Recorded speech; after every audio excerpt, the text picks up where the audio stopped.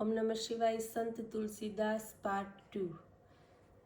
નવજાત શિશુને કાને શરૂઆતના 15 દિવસ દરમિયાન કોઈ પણ અવાજ પડવો ન જોઈએ. બાળકના જન્મત 2 પ્રધાન શક્તિ હોય છે, એક બુદ્ધિ શક્તિ અને 2 સ્મૃતિ શક્તિ.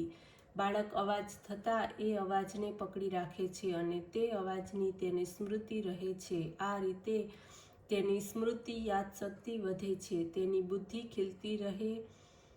તેની બુદ્ધિ ખીલવા માટે તેને એકાંતમાં રાખી ફક્ત અવલોકન કરવાનો જ મોકો આપવો જોઈએ, જેથી તેની નિરીક્ષણ શક્તિ વધે અને બુદ્ધિ ખીલે. તેથી જ આપણે ત્યાં વૃદ્ધિ સૂતક પાડવામાં આવે છે. વૃદ્ધિ સૂતક પાડી હળવે હળવે બાળકના કાન પાસે સારા શબ્દો બોલવામાં, ત્યાર પછી બાળકને પિતાનો ચહેરો, સંત પુરુષોનો ચહેરો દેખાડવાનો, તેજસ્વી હાલરડા ગાય તેનો સાંગો પણ કરવું જોઈએ. ચતુર્થે માસ કર્તવ્યમ શિશો નિષ્કમણમ ગૃહાત. ચોથે મહિને બાળકને બહાર કાઢવાનો, તેથી બાળક જન્મે કે તરત રમાડવા ન જાય. આજે તો હોસ્પિટલમાં છોકરું જન્મ્યું કે તરત જ બધા રમાડવા દોડે છે. પરિણામે અયોગ્ય અણગમતા ચહેરાઓ બાળકની દ્રષ્ટિએ પડે છે અને તેની બુદ્ધિ પર તેની માઠી અસર થાય છે. તુલસીદાસને શાસ્ત્રીય પદ્ધતિથી ઉછેરવામાં આવ્યા હતા, તેથી તે પ્રખર બુદ્ધિશાળી થયા.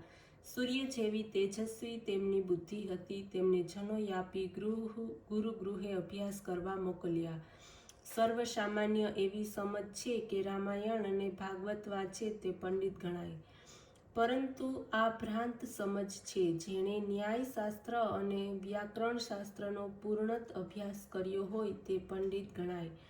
જો જગત પ્રત્યે પદાર્થના પરમાણુ સુધી બુદ્ધિને પહોંચાડવી હોય તો ન્યાય અને વ્યાકરણનો અભ્યાસ આવશ્યક છે.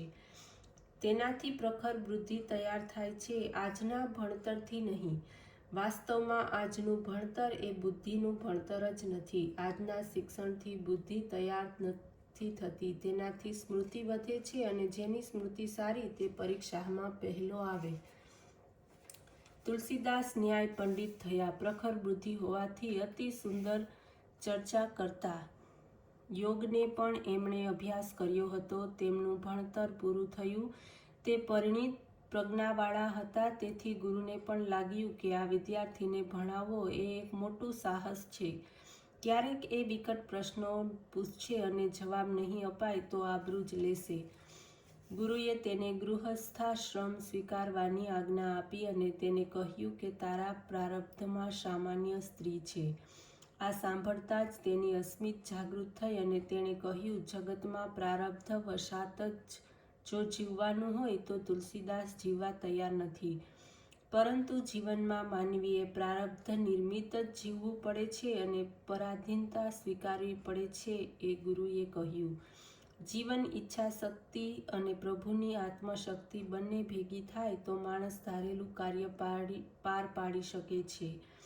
તુલસીદાસે જવાબ આપ્યો. ગુરુએ કહ્યું, તુલસીદાસ, આ બંનેની વચ્ચે પ્રારબ્ધ શક્તિ આવીને ઊભી રહે છે. જેમ ફાનસના ગોળા ઉપર મેષ ચડવાથી પ્રકાશ ઝાંખો પડે, તેમ આ પ્રારબ્ધ શક્તિ વચ્ચે આવવાનો કાં તો ઈચ્છા શક્તિ મોડી પડે છે, કાં તો આત્મશક્તિ ફીકી થાય છે.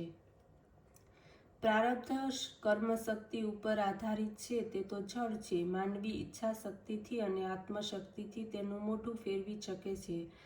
તુલસીદાસે જવાબ આપ્યો અને તુલસીદાસે પોતાની ઈચ્છા શક્તિથી અને આત્મશક્તિથી પ્રારબ્ધ શક્તિ ઉપર વિજય મેળવ્યો. રત્નાવલી નામની ત્રૈલોક્ય સુંદરી જોડે પરણ્યા. કર્મની જળ શક્તિ ઉપર ચૈતન્ય શક્તિને વિજય હતો. તુલસીદાસ પંડિત હતા, કર્તૃત્વવાન હતા, પરંતુ તેમનું જીવન દેવી ન હતું. તેથી ગૃહસ્થાશ્રમ કર્યા પછી રત્નાવલી જ તેમને જીવનનું સર્વસ્વ લાગવા માંડી. પિતાજીને ખુશ રાખતા તે પૂજાપાઠ, સેવા વગેરે કરતા, પરંતુ તુલસીદાસને એક પ્રકારની ગુલામી જણાતી. સર્વસામાન્ય રીતે બુદ્ધિના પ્રખર તેજમાં શ્રદ્ધાનું ફૂલ કરમાઈ જાય છે. તેથી જ આપણા શાસ્ત્રકારોએ ખાસ ભાર દઈને કહ્યું છે કે શ્રદ્ધાના ફૂલને જાળવી રાખો. તુલસીદાસની પ્રખર બુદ્ધિના કારણે તેમની શ્રદ્ધાનું ફૂલ ચીમડાઈ ગયું હતું. શ્રદ્ધા મેઘા યશ પ્રજ્ઞામ. શ્રદ્ધા અને મેઘાનો સમન્વય અથાય તો જ જીવનમાં યશ મળે. તુલસીદાસને રત્નાવલી સર્વસ્વ લાગતી હતી. રત્નાવલી સિવાય બીજું કંઈ તેમને સૂઝતું ન હતું. ઓમ નમઃ શિવાય.